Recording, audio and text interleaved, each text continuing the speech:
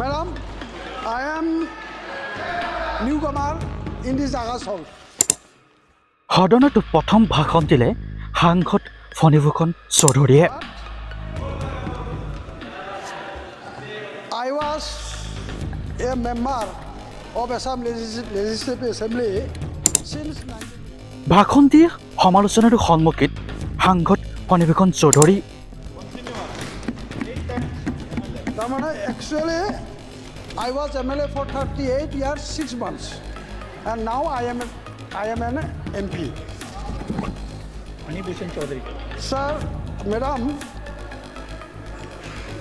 I must support the budget which was placed by Honorable Finance Minister. And regarding this budget, I must quote one line from the budget. AGP.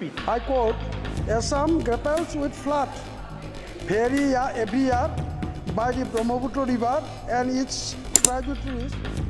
আধা ইংৰাজী আধা হিন্দী অলপ অসমীয়া এনেদৰে থকা সৰকাৰ মাতেৰে ভাষণ প্ৰদান কৰাৰ বাবেই এতিয়া সমালোচনাৰ সন্মুখীন হৈছে সাংসদ ফণীভূষণ চৌধুৰী।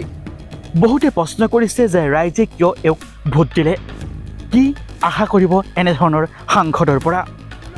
আজিৰ দিনটোত অসমৰ জনসাধাৰণে এনেধৰণৰ এই 4,600 এনেধৰণৰ পিচমিল হিচাপে তাৰমানে কেন্দ্ৰীয় চৰকাৰৰ পৰা টকা পোৱাটো বিচৰা নাই। আজিৰ দিনটোত অসমৰ জনসাধাৰণে বিচাৰিছে যে অসমৰ যিটো বানপানীৰ সমস্যা এইটো চিৰদিনৰ কাৰণে এই সমস্যাটো সমাধান হওক, তাকে আজিৰ দিনটোত অসমৰ জনসাধাৰণে বিচাৰিছে। আমি বিচাৰিছোঁ। সমালোচনাৰ সন্মুখীন হ'লেও ভাষণৰ শেষৰ ফালে যেতিয়া অসমৰ বানপানী সমস্যাক লৈ সাহায্য নিবিচাৰি অসমৰ বানপানীৰ দৰে এটা জটিল সমস্যাৰ স্থায়ী সমাধান বিচাৰি যেতিয়া নিজৰ মন্তব্য নিজৰ মাতৃভাষাতে আগবঢ়ালে তেতিয়া আকৌ বহুতে প্ৰশংসা কৰিছে সাংসদ ফণীভূষণ চৌধুৰীক। ভাষণৰ আৰম্ভণিতে সকলোৱে হাঁহিছিল, সকলোৱে ইটিকিং কৰিছিল। এইজনে ইংৰাজীও ক'ব নাজানে, এইজনে অসমীয়াও ক'ব নাজানে। এনে সাংসদত জয়যুক্ত কৰি কি লাভ, কি আশা কৰিব এনেধৰণৰ সাংসদৰ পৰা অসমবাসী ৰাইজে। সদনত নিজৰ ৰাজ্যৰ সমস্যাসমূহ উত্থাপন কৰিবলৈ ভাষাৰ কেতিয়াও বাধা হ'ব নোৱাৰে। সকলোৱে জনা উচিত যে ভাষাৰ এক যোগাযোগৰ মাধ্যমহে।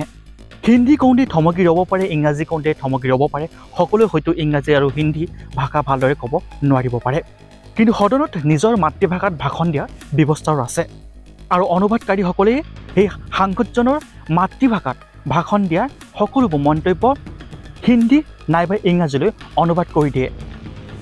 সাংসদজনেও হিন্দী আৰু ইংৰাজীত ভাষণ দিওঁতে থমকি ৰৈছিল, কিন্তু যেতিয়া নিজৰ মাতৃভাষাত ভাষণ দিলে অসমৰ বানপানী সমস্যাক সাহায্য নহয় স্থায়ী সমাধান বিচাৰিলে তেতিয়াই সকলোৱে প্ৰশংসা কৰিছে যে শাসনত থকা চৰকাৰখনৰ ভিতৰত এইজনে হৈছে একমাত্ৰ সাংসদ যিজনে অসমৰ বানপানীক সাহায্য নহয় অসমৰ বানপানীক লৈ স্থায়ী সমাধান বিচাৰিছে কেন্দ্ৰীয় চৰকাৰৰ ওচৰত।